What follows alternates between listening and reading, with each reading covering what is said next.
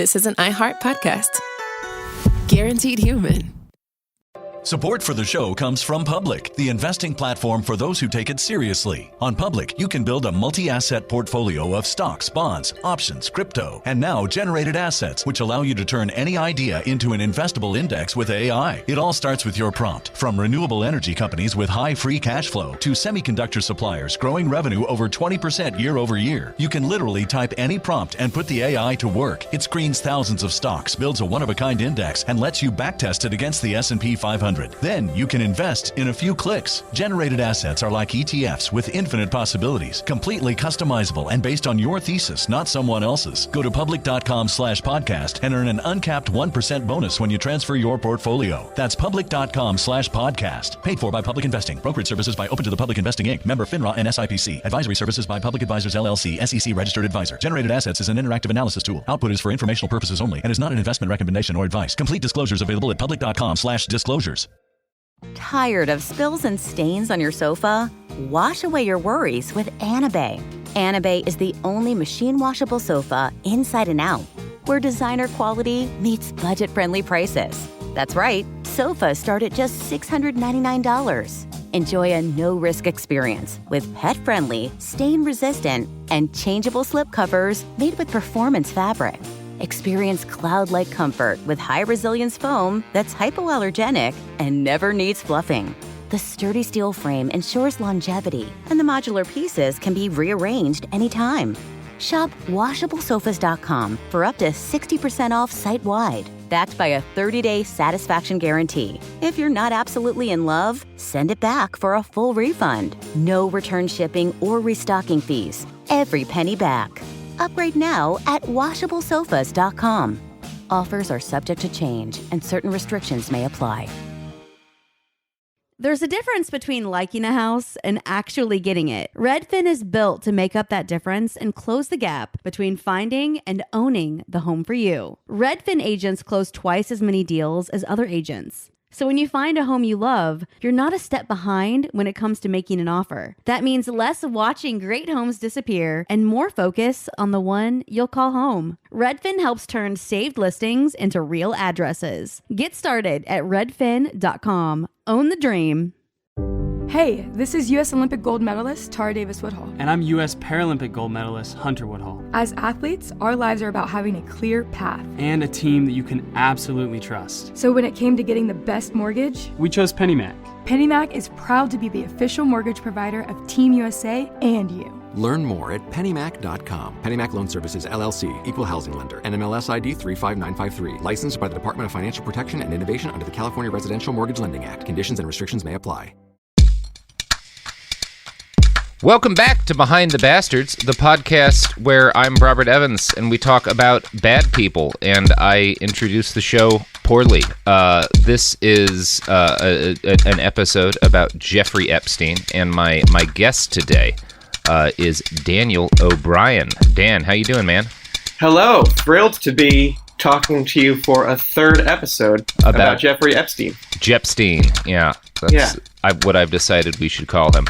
Now, really thought we sort of closed the book on this one the last time. Has there been any updates? Yeah, Dan, it's been a busy year. Since we last talked, a lot has happened. You won an Emmy. I went to Syria, and our friend Jeffrey Epstein had some big things happen as well. Yeah, you have to offer a bunch of retractions for your last episodes because it turns out he was exonerated on all counts. Right? Is that the news? Oh no, Dan. Slightly different than that. He either killed himself or was murdered in a prison cell after being arrested at an airport and charged with a whole bunch of crimes. Yikes! Yeah, not a great year for Epstein. Now, I would imagine you have an order in which you want to proceed with this episode, and that me jumping in right now and asking you questions is disrupting that in some way. No. I feel like I don't care. Right off the top, do you have strong opinions on suicide versus murder? I have strong opinions that the case for murder isn't nearly as strong as a lot of people think it is. I think there's a lot of people misunderstanding, in some cases deliberately, what has actually been revealed. That said, there's definitely some fishy-ass shit, and it's not unreasonable to want an investigation into it. Got it. I'm leaning towards suicide, though. And I suspect most of the listeners think he was murdered. So this will be fun. Where are you on this? I haven't thought too much about it, to be completely honest. That seems healthy. Yeah, I'm sure a compelling case could be made for either side. It doesn't quite matter to me, I guess. Which probably sounds callous. I don't think you can be callous about a mass child rapist. I kind of think you can do whatever you want when talking about Jeffrey Epstein, as long as you're not talking about how good an art collector he was or something like that. Yeah. I mean, if not callous, because like it's not. I have no respect for Jeffrey Epstein. I don't give a shit. But the fact that I clearly don't care one way or the other means I'm implicitly saying I don't care if someone can sneakily murder someone and get away with it, and that's not a good stance to have. That's not an ideal stance to have. Yeah. Yeah. It's I don't know. Like, so I guess we should. You're probably aware of a lot of the things that have recently come out. I think the most recent big story about Epstein, there's actually been a couple in the last week. The most recent is a Project Veritas video from your old alumni, James O'Keefe. Did you ever run into him at Rutgers, by the way? No, I did not. Okay, that's good. That's probably good for everybody. He seems insufferable. Yes. So he put out a video of ABC News anchor Amy Robach. And in the video, she claims that the network quashed an interview she conducted with a source about Jeffrey Epstein's child prostitution business that involved Prince Andrew, and kind of suggested that ABC had pulled the story due to threats from Buckingham Palace and a number of other powerful people. And so this is this has been pretty prominent on the internet. Okay. And I think the way that most people have framed it is oh, James O'Keefe actually got a scoop. This is a clear example of ABC News killing a story to protect Jeffrey Epstein and the powerful people that he provided prostitutes for. And I'm not going to say that's 100% not what's happening, but I really don't think that's what's happening. So I should start by I'm actually going to quote an NPR article here that kind of gives the response from ABC. So we'll start with that. ABC News executives say their journalists were simply not able to corroborate the details of the reporting sufficiently for broadcast. We would never run away from that, Chris Vlasto, head of investigations for ABC News, tells NPR. The network has filed approximately 24 digital and broadcast stories on Epstein since early 2015, when ABC started talking to the accuser, Virginia Roberts Giuffre. So there's a good point there, which is that if you're trying to say ABC was unwilling to talk about Epstein, that's really hard to support, because they've actually done a lot of coverage of this case. Yeah. And the idea that okay, well, we weren't able to back in 2000, I think it was 2015 when this video was, or sorry, 2019 is her talking about this, but I think she was frustrated that they hadn't gotten the story out earlier and broken the story. But there's legal concerns when you're reporting something like this and you're alleging that a prince is part of a child sex ring, and a bunch of very prominent, very wealthy people have been committing horrible crimes. And there is your legal department is going to look over something like this in addition to your editorial department and be okay, either we have enough backup for this story to move forward, or we don't think we can safely drop this yet because we don't have enough evidence to support it. Right. I mean, it sounds like another case where idiots on the internet saw how a professional adult does a thing, kind of simplified and misunderstood it, and then applied it to something else. So, we can see, NBC actively covered up this Ronan Farrow's reporting on Harvey Weinstein, which they did. Mm-hmm. And then the idiots of the internet, the idiots of the world, the James O'Keefes and whatnot, the trolls and stuff, they'll look at something that seems like it shares some of the DNA, because they're hey, big news network, something, something, something, scandal, something, something, something, and they knew part of it. and they didn't tell us these things are the same thing, which is not the case. Yeah. And it's like on the video, Robach says, I tried for 3 years to get it out to no avail, and now these new revelations, and I freaking had all of it. I'm so pissed right now. Like every day I get more and more pissed because I'm just like, oh my God, what we had was unreal. But when the video leaked, she made a public statement. As the Epstein story continued to unfold last summer, I was caught in a private moment of frustration. I was upset that an important interview I had conducted with Virginia Roberts didn't air because we could not obtain sufficient corroborating evidence to meet ABC's editorial standards about her allegations. The interview itself, while I was disappointed it didn't air, didn't meet our standards. In the years since, no one ever told me or the team to stop reporting on Jeffrey Epstein, and we have continued to aggressively pursue this important story. Which they did. Again, like the network launched like a 2-hour documentary. They've covered this a lot.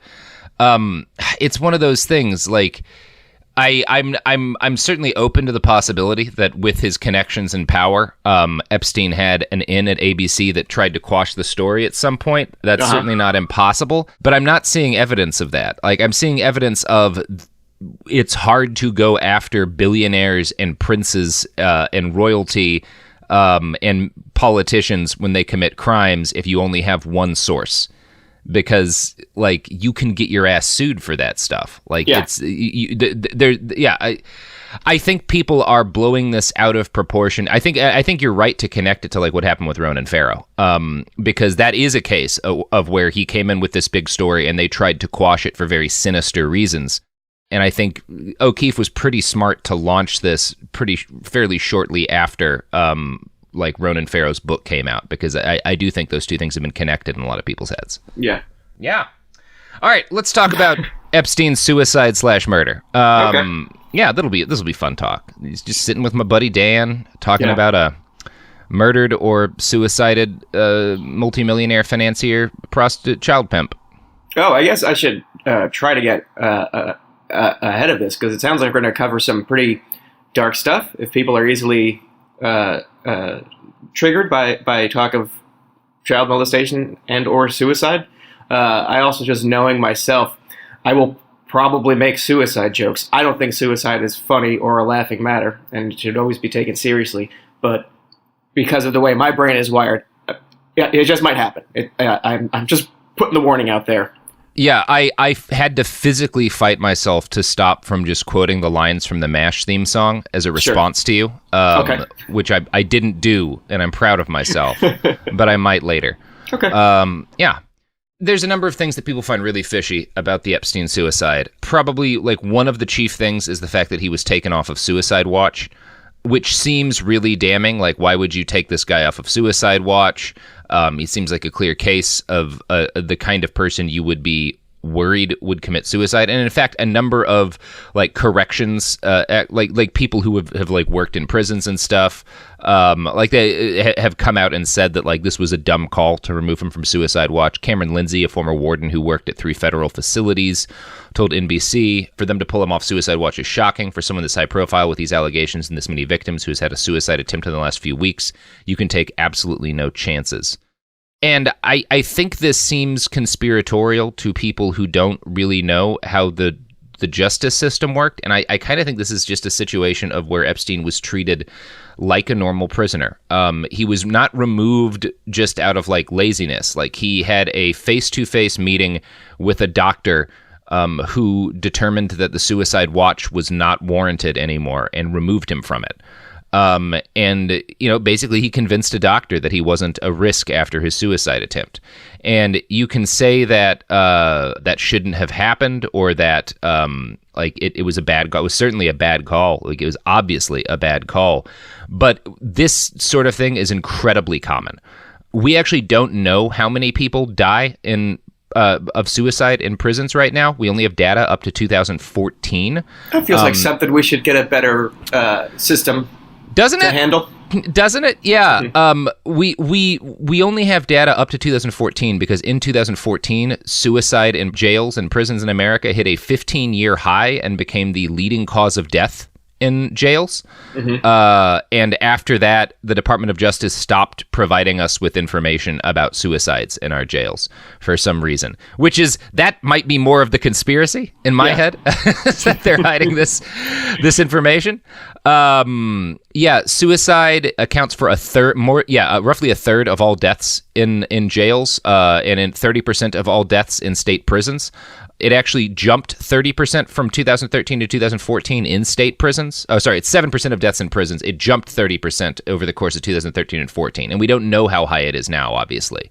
Yeah. But it had a 30% leap over the course of a year in 2013 and 14, which is huge.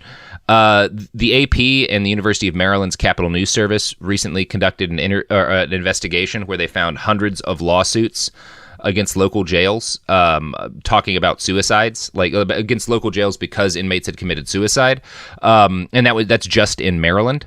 The Marshall Project used public records laws to find suicide data from the Bureau of Prisons, which show a rise since 2015. But again, they had to use like FOIA requests and stuff to get that data. Nobody's like publishing it normally. It's a huge systemic problem, and it might be like the single largest problem with American prisons. I found a really good quote from David Fothey, who is the director of the National Prison Project at the ACLU. In most prisons and jails I've seen, and there are exceptions, suicide prevention is a joke. We have seen people able to attempt suicide while supposedly on constant suicide watch. We've seen people taken off suicide watch because staff thought they were okay and then killed themselves that same day. We've seen officers who were supposed to be watching someone on suicide watch actually sleeping. So this shit happens a lot. And it can't really be overstated just how big of a problem this is. I know that's just what you've been doing, but just only because I've been researching this for a future upcoming thing at work, is that as mental health treatment facilities close down, more and more people in need of mental health end up in jails. And I know in a few cases, the county jail is the largest single provider of mental health services, which is not great. Yeah, and I think one area people get when they see this removal from suicide watch for Epstein is something sinister. Is sinister in like a conspiratorial way. I think what actually is happening here is that for the first time in his life, this guy got treated like everybody else. And that's what happens to everybody else. It happens to a shitload of people in prisons and jails. They kill themselves. And you can look at it as the deep state wanted him dead, and so they had him removed from suicide watch and told him that it was either this or someone would murder him, and then he did it. Or you can look at it like, oh, he did the thing that like 30% of people in his situation do, or something like that. A large chunk of people.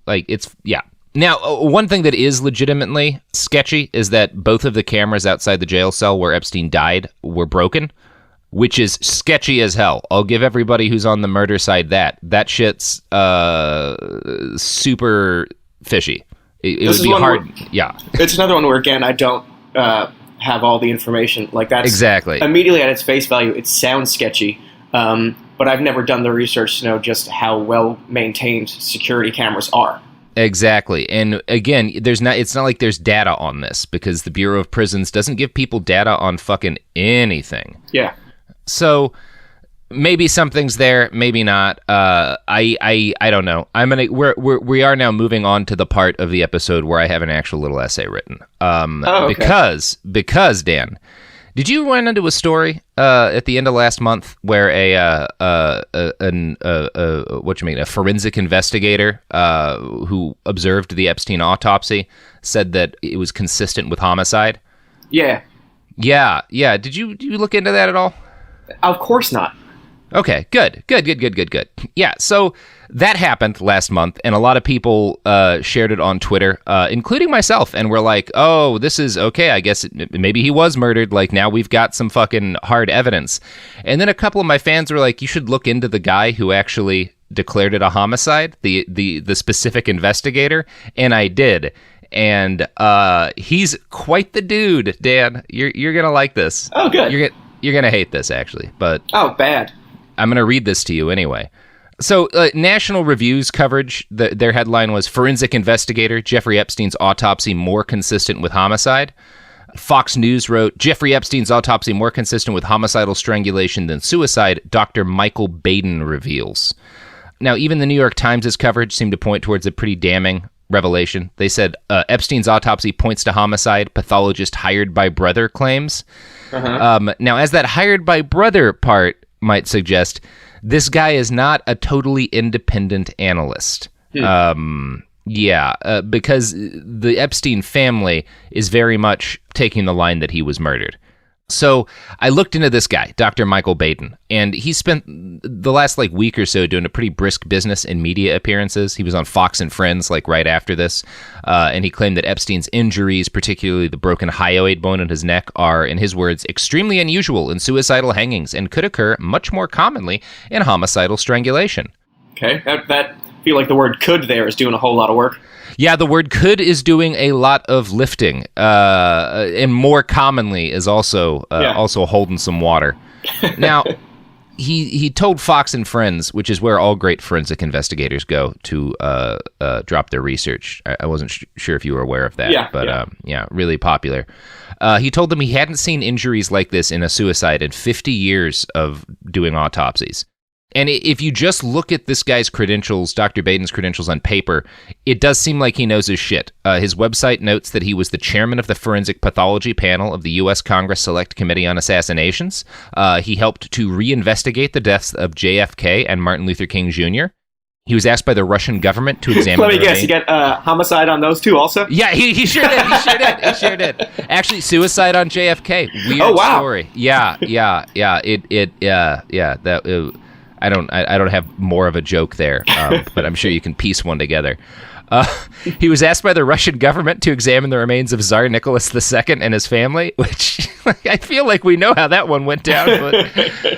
And he's conducted more than 20,000 autopsies and taught homicide courses for police, judges, lawyers, and doctors in most of the U.S. and at least 9 other countries. So that's a pretty good resume, I would say. Pretty solid resume. More autopsies than I have carried out. Certainly. Yeah, but I've only carried out 3 or 4. Yeah. Now, that's the overview of Dr. Baden's career that his website presents. But it leaves a couple of things out. So before we make any conclusions about this most recent wrinkle in the Epstein case, I want us to take a look at this guy's record. But before we do that, Dan, you know what it's time for? Is it time for goods, services? Yeah, goods, services, products. It is time for an ad break. So don't think about Jeffrey Epstein hanging himself in a cell, and instead think about capitalism. Support for the show comes from Public, the investing platform for those who take it seriously. On Public, you can build a multi-asset portfolio of stocks, bonds, options, crypto, and now generated assets, which allow you to turn any idea into an investable index with AI. It all starts with your prompt. From renewable energy companies with high free cash flow to semiconductor suppliers growing revenue over 20% year over year, you can literally type any prompt and put the AI to work. It screens thousands of stocks, builds a one-of-a-kind index, and lets you backtest it against the S&P 500. Then you can invest in a few clicks. Generated assets are like ETFs with infinite possibilities, completely customizable and based on your thesis, not someone else's. Go to public.com/podcast and earn an uncapped 1% bonus when you transfer your portfolio. That's public.com/podcast. Paid for by Public Investing. Brokerage services by Open to the Public Investing Inc. Member FINRA and SIPC. Advisory services by Public Advisors LLC, SEC registered advisor. Generated assets is an interactive analysis tool. Output is for informational purposes only and is not an investment recommendation or advice. Complete disclosures available at public.com/disclosures. Time for a sofa upgrade? Introducing Anabe Sofas, where designer style meets budget-friendly prices. Anabe brings you the ultimate in furniture innovation with a modular design that allows you to rearrange your space effortlessly. Perfect for both small and large spaces, Anabe is the only machine-washable sofa inside and out. Say goodbye to stains and messes with liquid and stain-resistant fabrics that make cleaning easy. Liquids simply slide right off. Designed for custom comfort, our high-resilience foam lets you choose between a sink-in feel or a supportive memory foam blend. Plus, our pet-friendly, stain-resistant fabrics ensure your sofa stays beautiful for years. Don't compromise quality for price. Visit washablesofas.com to upgrade your living space today. Sofas start at just $699 with no risk returns and a 30-day money-back guarantee. Get up to 60% off, plus free shipping and free returns. Shop now at washablesofas.com. Offers are subject to change and certain restrictions may apply. Let's talk about modern home shopping. It's sort of become a fun side hobby, right? Scrolling listings at night, dreaming about kitchens you've never seen, or backyards you haven't even stepped foot in, all from the comfort of pretty much anywhere. Redfin knows a lot of people like you want to own, but are stuck in this browsing mode loop. That's where Redfin flips the script. With listings that update within minutes and tours you can book right from the Redfin app, you can see your dream home the moment it appears. Now, liking a listing is easy, but actually landing it, that's where Redfin comes in. Redfin has over 2,200 agents with local expertise. And Redfin agents close twice as many deals as other agents. That means they want to help you win, not just window shop. Redfin is built to help you go from just looking to wait, this could actually be home. So become the newest neighbor on the block. Visit redfin.com to start finding and start owning. That's redfin.com. Hi, I'm Cindy Crawford, and I'm the founder of Meaningful Beauty. Well, I don't know about you, but I never liked being told, oh, wow, you look so good for your age. Why even bother saying that? Why don't you just say you look great at any age, every age? That's what Meaningful Beauty is all about. We create products that make you feel confident in your skin at the age you are now. Meaningful Beauty. Beautiful skin at every age. Learn more at meaningfulbeauty.com.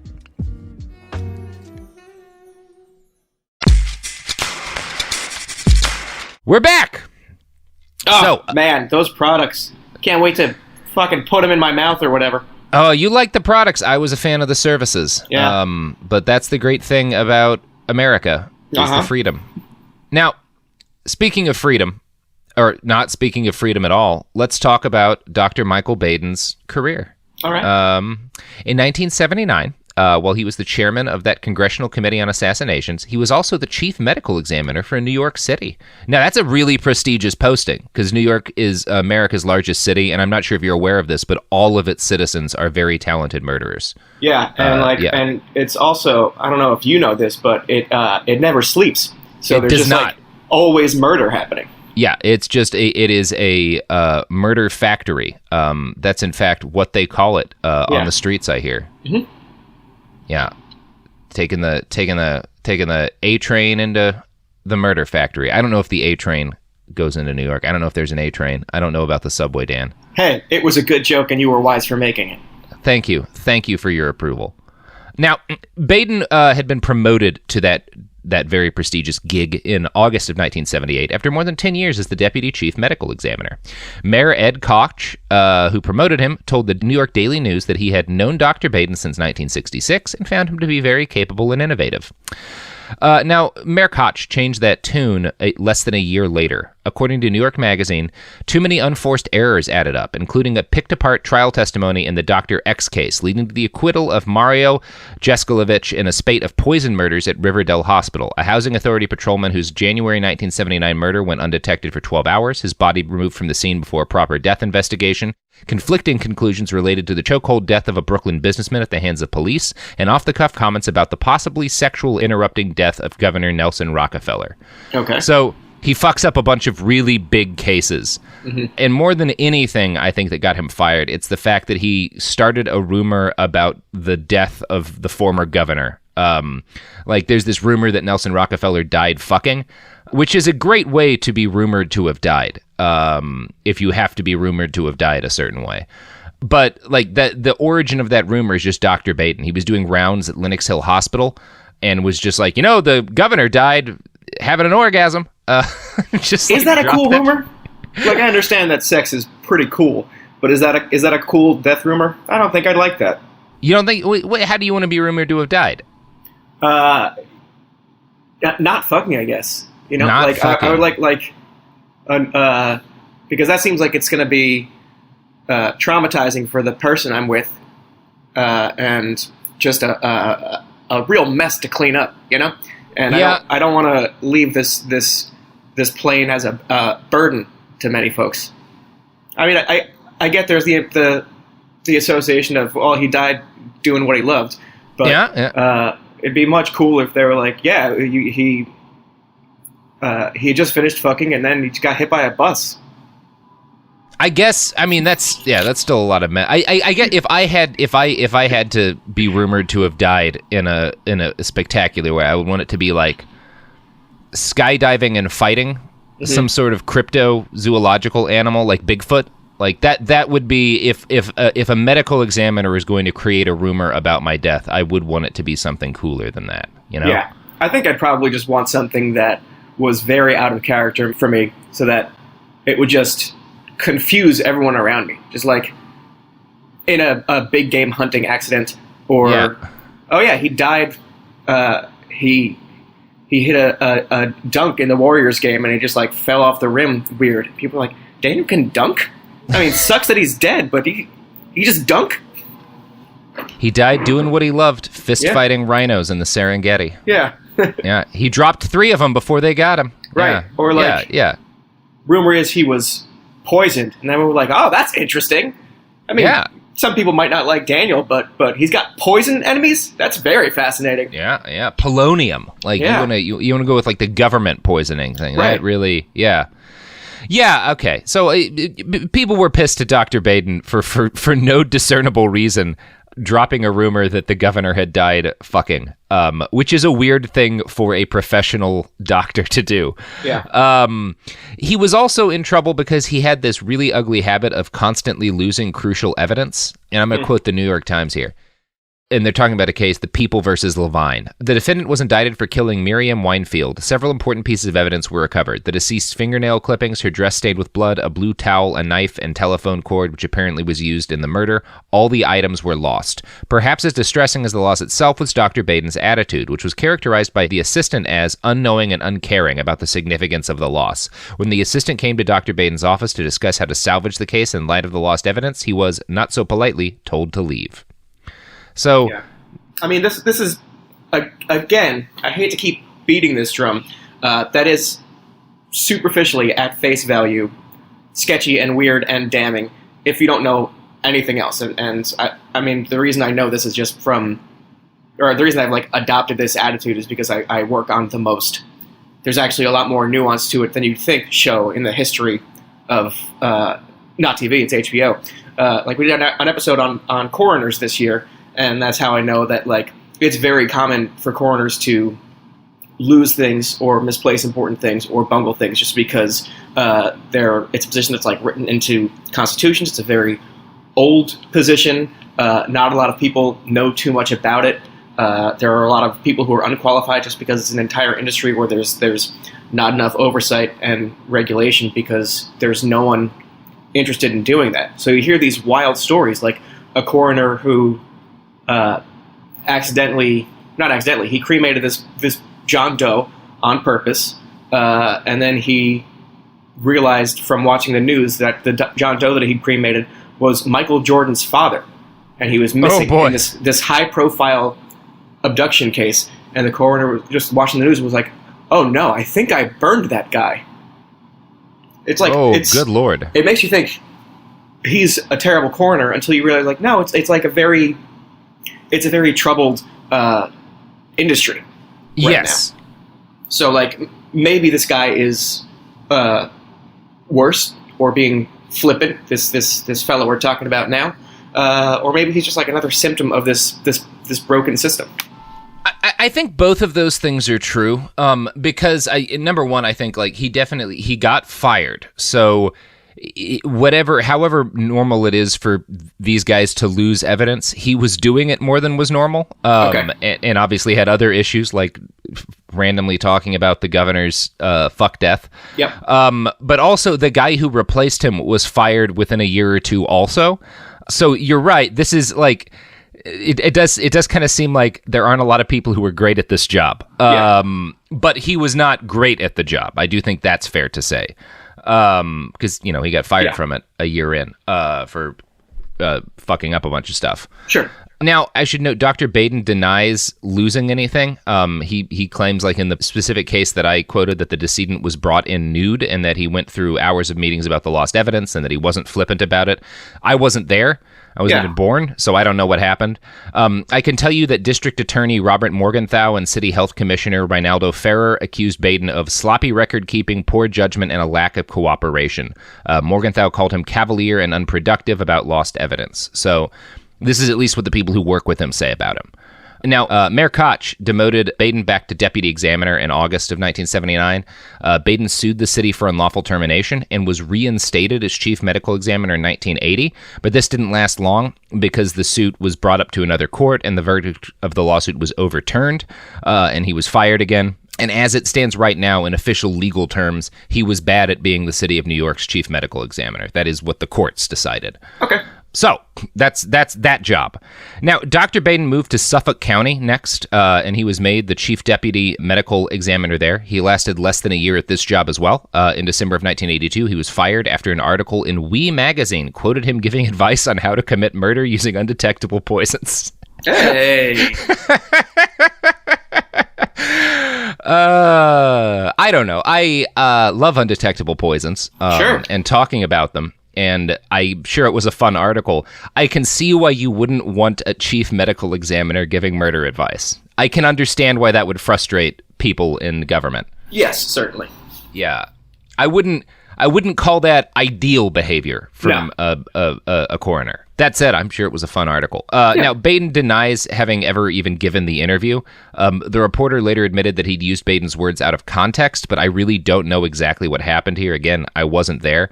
Suffolk County did offer to take him back, but Dr. Baden decided to move on. So he built a new career for himself, this time as a celebrity medical pathologist, a coroner to the stars. He's a bad guy. Yeah, he's not a great guy. Ignore everything I said about nuance. He's bad. Yeah. He's going to go to hell.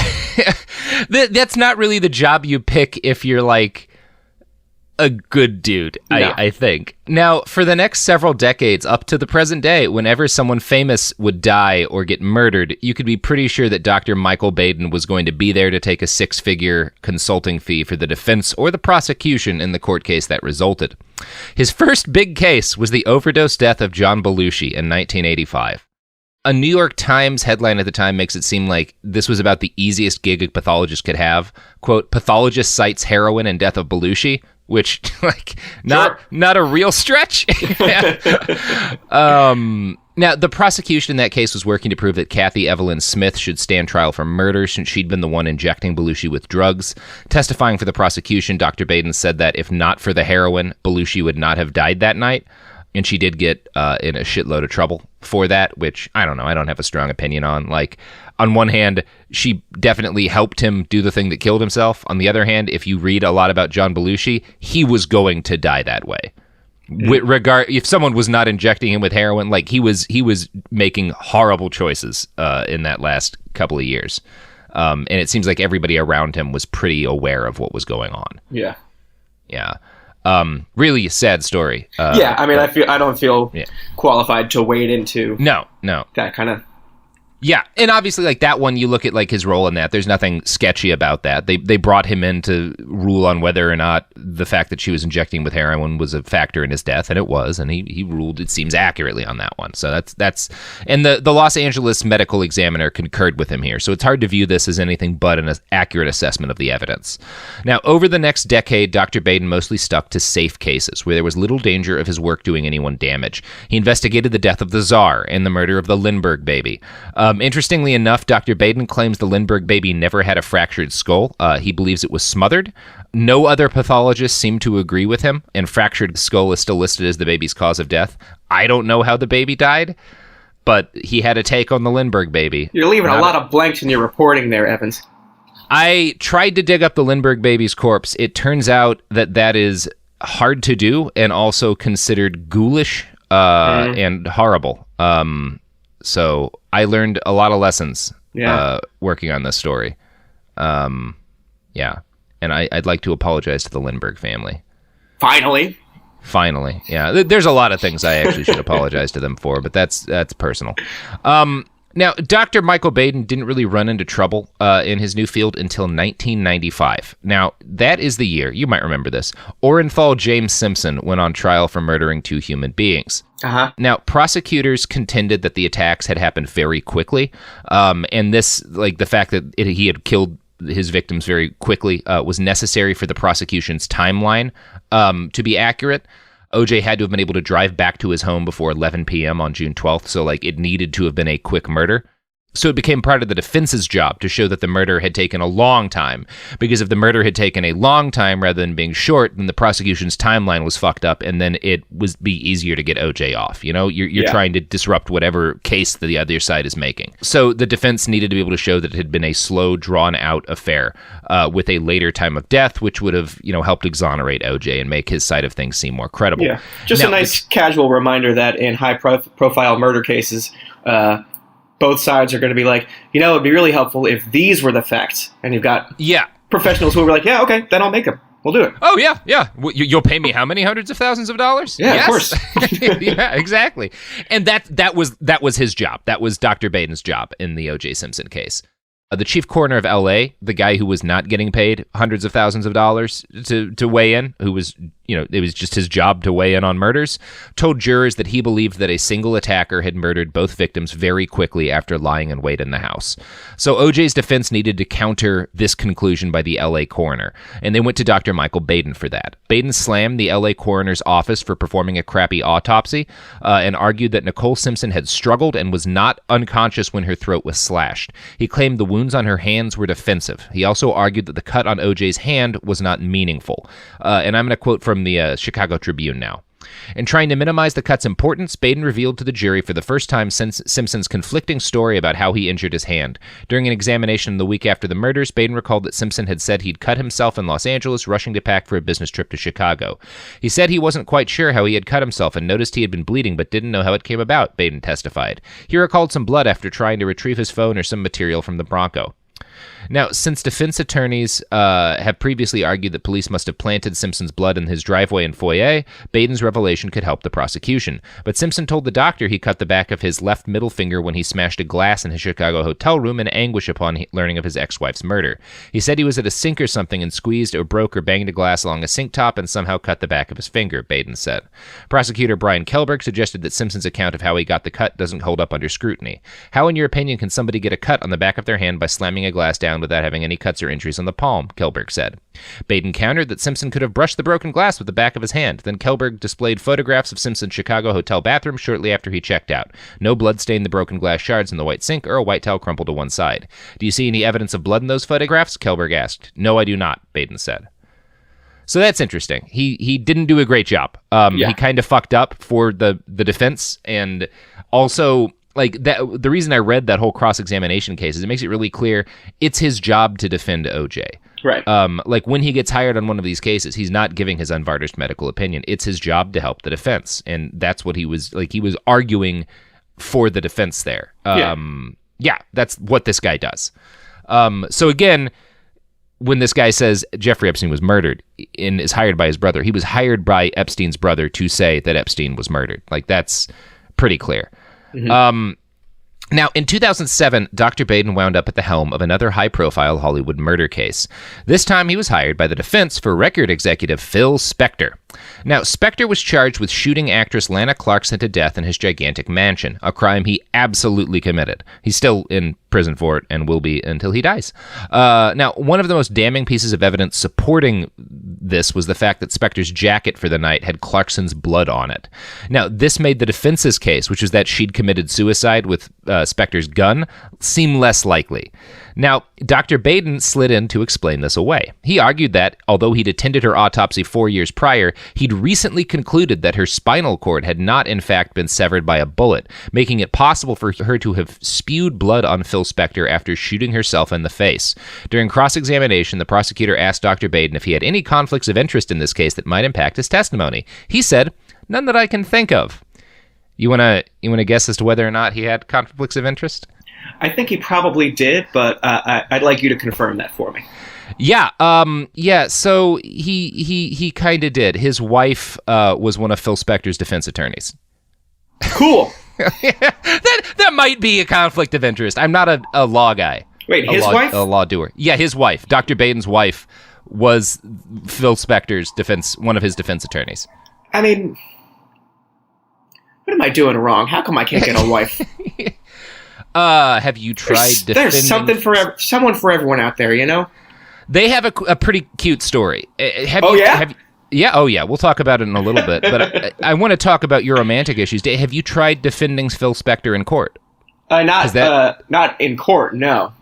Okay, just socially. I know you're a big Spector fan. Yeah, I host a semi-regular, it's like dinner/variety show in my salon where people come and perform. Some people just, their performance is the food that they bring for everyone. Like, we all share everything. It's a very, very chill group. And I, for the 10th time in a row, I comprehensively defend Phil Spector.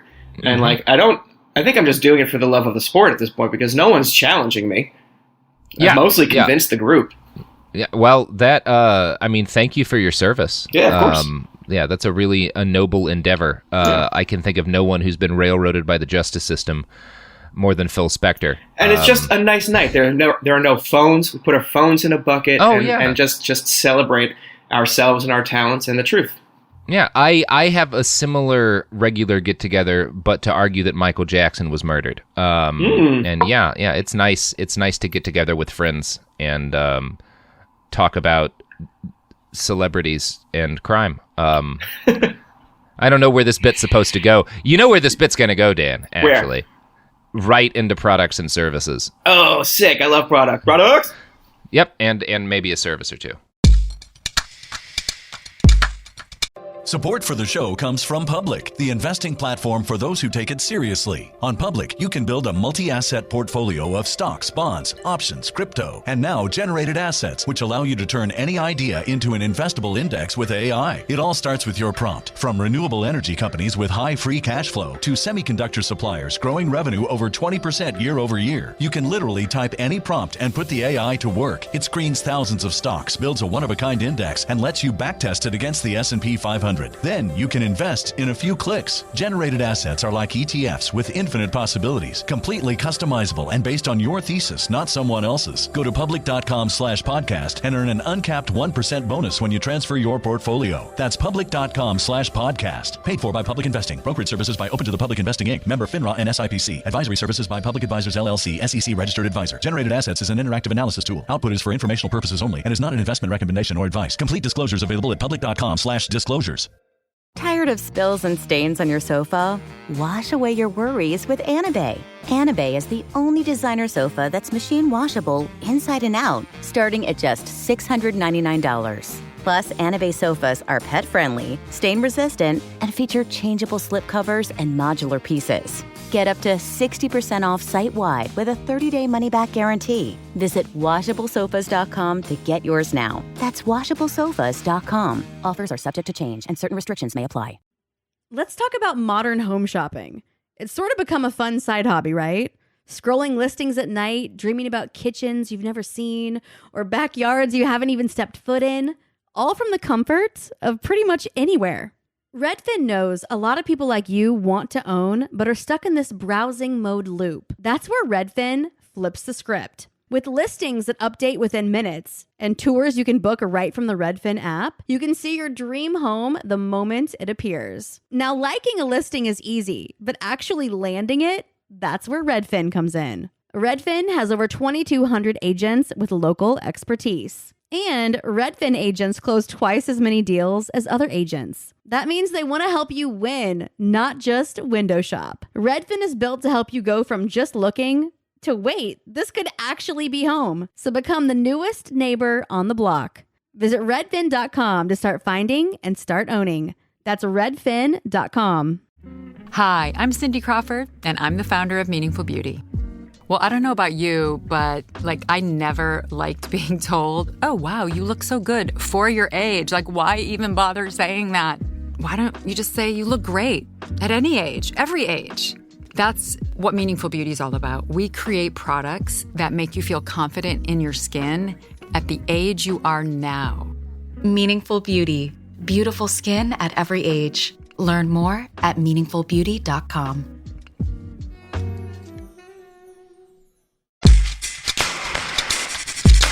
And we're back. We're back, and we are talking about variety shows, Phil Spector, and actually we're talking about Dr. Baden. It's time to get back into that. So we just talked about his lovely wife, who defended Phil Spector in court, and his lack of conflict of interest as a result of that. Now, Dr. Baden has spent a lot of his career in a world where accuracy is less important than showmanship. He was the primary analyst for the HBO series Autopsy for all 9 seasons of its run. And he was like an on-screen presence for that. He wrote 2 nonfiction books, Natural Death, Confessions of a Medical Examiner, and Dead Reckoning, The New Science of Catching Killers. He also co-authored 2 fiction books with his wife, Remain Silent and Skeleton Justice. Just love it. Love those titles. Now, these are interesting stories, Dan. Both books center around a dynamic duo, New York City Deputy Chief Medical Examiner Jake Rosen and Philomena Manny Manfreda, a beautiful crusading attorney, according to Amazon. The 2 fall in love and solve murders. I love that. Yeah, it's pretty great. I love that in his fantasy fiction, he gives himself the job he got fired from. Yeah, that's very, very sad and sweet. Yeah, so I'm going to read from the Amazon description of the book Skeleton Justice, which is just a great title. Jake's careful forensic examinations, Manny's courtroom tenaciousness, and an unusual clue suggesting that a high-ranking politician has risen from the grave take the pair from the bowels of the morgue to the world of international intrigue. At the heart of this story is a tragic tale of corruption interlaced with cover-ups, conspiracies, death squads, and dictators who committed crimes that to this day go unpunished. So, there you go. Yeah. I think a cool thing for listeners to do at home, if they, like me, didn't know what Michael Baden looked like and just decided to look for the first time now, this is the right time to do it. Yeah, he is. You definitely want to picture him fucking a crusading and beautiful attorney. Yeah, absolutely. Absolutely.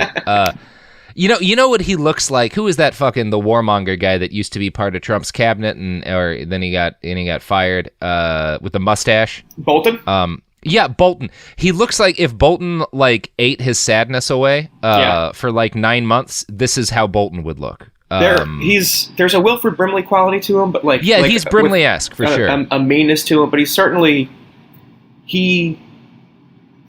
it's my brain's doing a Mandela thing because he feels very at place in Trump's cabinet. I'm not positive that he's not on the cabinet somewhere because he just has that look that they all have. He could be the Secretary for Health and Human Services. I'm looking at a picture of him right now pointing at a graph at a press conference, and he does it the way a Trump guy would point at a graph. It's weird to say that, but he's got the exact. He does look like that. Yeah, my God, what a fella. Now, in more recent years, Dr. Baden was hired by the family of Michael Brown to analyze his autopsy report and testify. His report concluded that there were no signs of a struggle and that Brown had been shot 6 times. Now, this is more or less consistent with the other reports on Brown's death, except for the fact that he stated with certainty that Brown had been shot exactly 6 times. A lot of Dr. Baden's colleagues critiqued him for this, because it's actually really hard to tell in a case like that, especially when someone's shot right over concrete, how many times they were shot, because the bullets tend to pierce them and then ricochet back. So someone will have 6 holes in them, but they'll only have been shot 3 times. So NBC talked to a pathologist who was very critical of Baden for stating confidently how many times Brown had been shot. He said Brown was way too confident for someone who hadn't seen x-rays, clothing, or lab reports, all of which can be important. It was also worrying that Brown had been embalmed because that would alter the color of the wounds, potentially throwing off Baden's analysis of entry and exit wounds and his count of 6 bullets. It could be that only 3 bullets made those wounds, the pathologist said. Mm-hmm. So I quote that not because he was wrong overall, Michael Brown wasn't struggling, he was murdered, obviously, but the fact that he's talking about exactly how many times the dude was shot when he can't have known that. And like, as this other pathologist note, he didn't see the x-rays, the clothing, all of this context that's critical to actually making an accurate assessment of a case. He didn't know that. He just wanted to have a take, because it was his job to have a take. And so he gave a take without having the information he would actually need. And it's fun to have takes. Dolphins are girl sharks. See? Look how much fun I'm having. Dolphins are in fact girl sharks. That is the official stance of this podcast, and I think it's fair to say the official stance of iHeartMedia. Hell yeah. Yeah, I can dictate corporate policy, RE Dolphins. That's in my contract. Now, the fellow pathologists are generally pretty critical of Dr. Baden. One former classmate of the doctor's, who also worked as a medical examiner, said this of him: "He is very bright, but he has a propensity for giving out statements and testimony which are not entirely accurate." Dr. Lowell Levine, who was the co-director of I don't think you need to compliment sandwich that. You don't. He seems very clever, or whatever. He's a smart guy, but he lies all the time. Yeah, he's a good doctor, but his patients always die. Yeah, he's dangerously unfit with tremendous consequences, but his book, oh my God. Oh, the fucking in that book. I will tell you, if you want to come while reading someone else's fantasy fiction, that's the book. Dr. Lowell Levine, who was co-director for pathology for the New York State Police and like alongside Dr. Baden and worked with him, said this: "Michael never saw a camera he didn't like. He used to yell at me about the press. They're just trying to make a living. Why don't you help them?" So this is a guy, he likes being in front of cameras. He likes the attention. It's not just about the money. It's also about being a part of the story. Yeah, a trait shared by all of the most normal, balanced people. All of the healthiest people in the world. Yeah, exactly. So it shouldn't come as a shock that Dr. Michael Baden found his way into the employ of Jeffrey Epstein's brother. He did not conduct an autopsy on Epstein. He did observe the autopsy. And again, the bulk of his case that Epstein was murdered centers around the fact that Epstein's hyoid bone was fractured in 3 places. Baden calls this very unusual for suicide and more indicative of strangulation, homicidal strangulation. Interestingly, Baden has recently claimed that the doctor who performed the autopsy didn't sign off on Epstein's cause of death as suicide. Dr. Baden claims the call was made by the chief medical examiner for New York City, which is the person holding the same job he got fired from doing. Now, he insinuated on Fox and Friends that this was strange, but the reality seems to be that for a case this high profile, it's not unusual for the chief medical examiner to want to make that final call. And to not make that call just during the autopsy. Because again, like that other medical examiner stated, there's other shit outside of the autopsy that you look at to try to determine what happened. So it's not really weird that things would have proceeded this way. Rolling Stone interviewed Dr. Judy Melinek, a pathologist, and she pointed out that hyoid bone fractures happen in suicide too, and that depending on the placement of the rope, it would not be at all weird for this to have happened to Epstein. If the fractures are nowhere near the ligature furrow, and if there are defensive injuries on the arms, then the case is more consistent with a homicide being covered up than a suicidal hanging. If there are no other injuries to the body, and the hyoid and thyroid fractures correspond to the location of the furrow, then it could realistically be a hanging suicide. So, again, he doesn't really give you all of the context that a professional who's not making money and not just trying to get in front of a camera is going to give you. Rolling Stone also spoke with Dr. Priya Banerjee, who's another forensic pathologist. Her comments are interesting to me, particularly in light of the criticisms made against Dr. Baden after his work on the Brown murder. "The reason we do full autopsies is to make sure that the outsides and the insides correlate and that everything makes sense. I always do an autopsy with a skeptical lens. In addition, any death in custody is scrutinized in fine detail to evaluate what led to the person's death." Now, Banerjee agreed that the broken hyoid bone was worrisome and definitely worthy of further investigation, but she didn't go on TV and say that she thought Epstein's death was probably homicide because she's a responsible medical professional. Sure. Doesn't really sound like she has a future in the field. No, she's not going to be making O.J. Simpson money, that's for sure. Now, Dr. Sampson, who's the chief medical examiner of New York, who declared Epstein's death a suicide, continues to stand behind that conclusion. She pointed out no one finding can be taken in isolation and referred to the complete investigation conducted by her office as opposed to just the autopsy that Dr. Baden witnessed. So, like, that's the story of Dr. Baden. I'm not saying Epstein wasn't murdered. I'm not saying I know what happened. I'm saying that, like, all of this shit that keeps coming out that people take as damning stories is more indicative of like the media cycle around this and the need for there to be stories about it than it is about a smoking gun, because there's just not one. It's like in a lot of cases, it's worth knowing the source of this statement. It's important to have the context of like, yes, he said this, and there is a chance that Epstein was murdered, but like, look who you're listening to. Yeah, you're listening to the guy who was hired to say that. Yeah. Yeah. It's his job. Right. And that's our fun story today. Are you happy, Dan? Yeah, I'm always pretty happy. Happier than you were with the last Epstein episode? Much happier than I was with the last Epstein episode. And not just because it was wildly depressing last time, and he's fucking dead now. But I have to digest so much news for work, and a lot of it is either very breaking news about something that happened that week, or news that has just stories that have been building for years and years and have hours of footage around them, that I don't get to keep up with everything. I miss so many things, and I like that I could just sit down with you and you could tell me the news that I missed. It's very, very helpful. Yeah, and now you know the rest of the story, or slightly more of the story. Has this changed how you're leaning, re suicide or murder for Epstein? I think I'm leaning suicide. I'm not going to take the stand on that or anything like that, but everything you've laid out makes a pretty compelling case for it. Yeah, I'm not going to take a strong stance either, because the dude did have dirt on 2 presidents, including one sitting president and like a royal family member, and like that's just the top of the list. So like, yeah, fuck, there's a lot of people who wanted the son of a bitch dead. But like, I'm not seeing any evidence for that yet. Yeah. And I think people need to chill out and trust that like we're just not going to get any good information about this for a while. Yeah.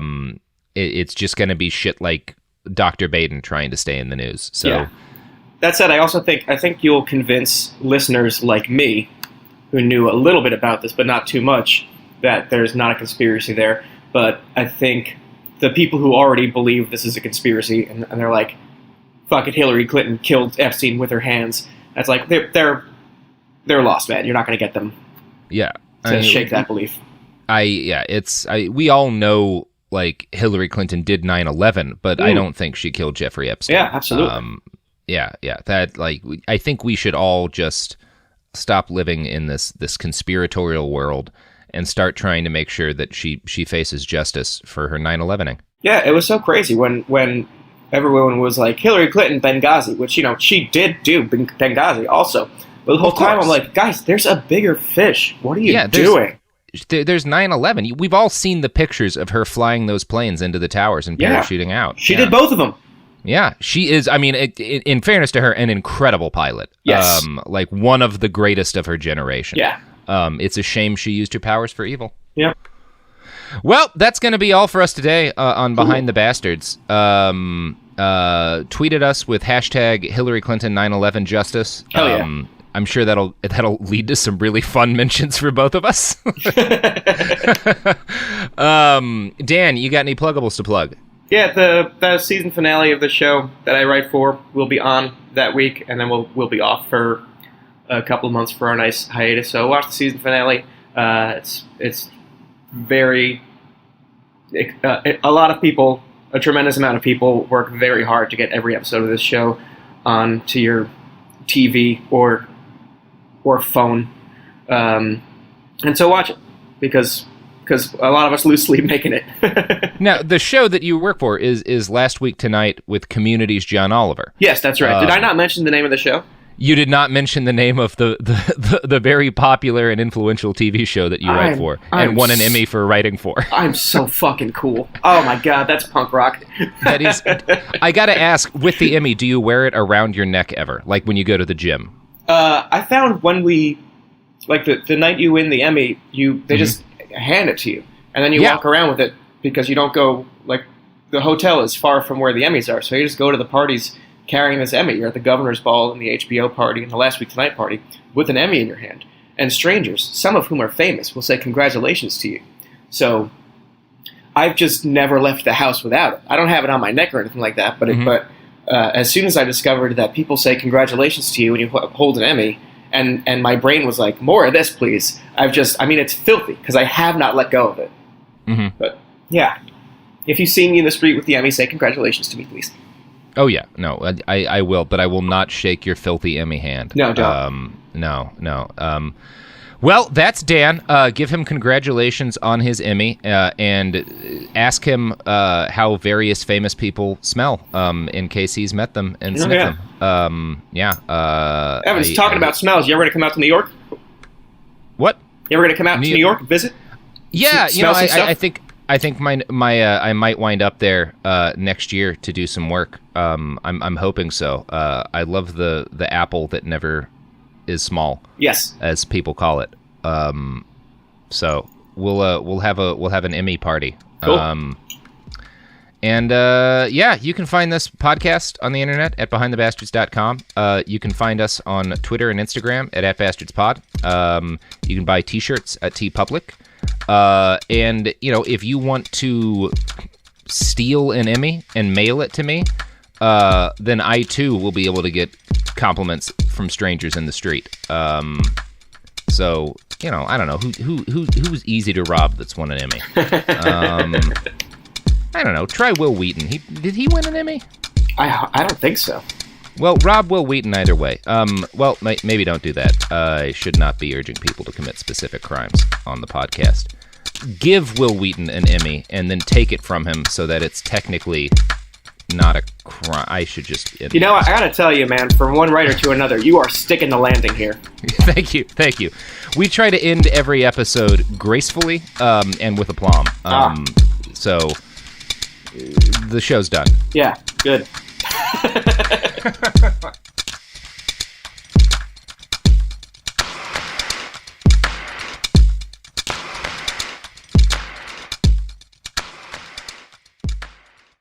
Tired of spills and stains on your sofa?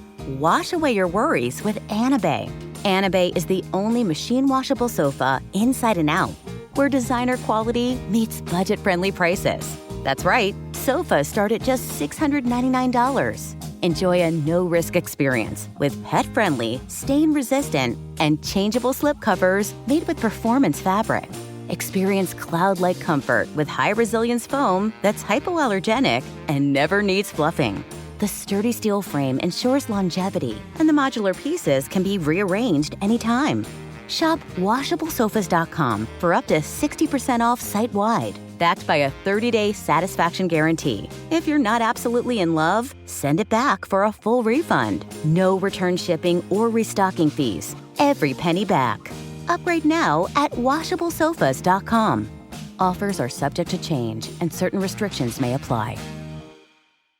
You're listening to a podcast, so you're doing something else too, like maybe scrolling home listings on Redfin, saving places you like without thinking you'll get them, because that's what house hunting has become. But Redfin isn't built for endless browsing. It's built to help you find and own a home. Redfin agents close twice as many deals as other agents, which means when you find a place you love, you've got a real shot at getting it. Redfin helps turn saved listings into real addresses. Get started at redfin.com. Own the dream. This is Radhi Devlukia from A Really Good Cry. I absolutely love getting outside, whether it's a quick walk or a mindful few steps between meetings, or even a longer run to just clear my head. But the one thing that can really ruin that for me is shoes that just don't feel right. That's why I started wearing Ultra running. With the Ultra Fit, every step feels comfortable, balanced, and strong. Like my feet can finally move freely. What really stood out to me was the roomy toe box. My toes actually now have room to spread out, which makes movement feel more natural and comfortable. And when your feet aren't cramped, you feel more balanced, like every step has a strong, stable foundation. I've noticed that with extra space, my foot muscles get to work building strength, so I can actually move with more confidence. Ultra fits and moves with you no matter your pace or your goals. Beginner or marathon runner, they've really become my go-to for any kind of running or training, and I always feel like my feet can do exactly what they're meant to do. Feel the difference by visiting ultrarunning.com and use my code CRY10 for 10% off. That's ultra, ALTRA, running.com. Experience Ultra and stay out there. Winter is in full swing, and Aleve is here to keep you moving.